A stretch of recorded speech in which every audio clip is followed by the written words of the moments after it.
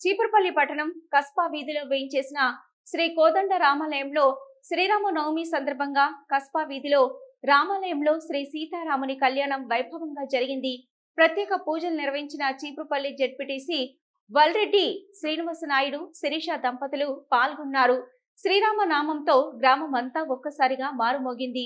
గ్రామంలోని రామాలయాలను పూలతో అలంకరణ చేసి ప్రత్యేక పూజలు, అభిషేకాలు ఘనంగా నిర్వహిస్తున్నారు. పెద్ద ఎత్తున ప్రజలు ఈ వేడుకలో పాల్గొన్నారు. రామాలయం వద్ద ఆలయ కమిటీ, పురోహితులు, కాశీబాబు, సేవకులు పానకం, ప్రసాదం వితరణ కార్యక్రమం ఏర్పాటు చేశారు. ఈ కార్యక్రమంలో ఎస్వీజీ శ్రీను, ప్రభాత్ కుమార్, భక్తులు తదితరులు పాల్గొన్నారు.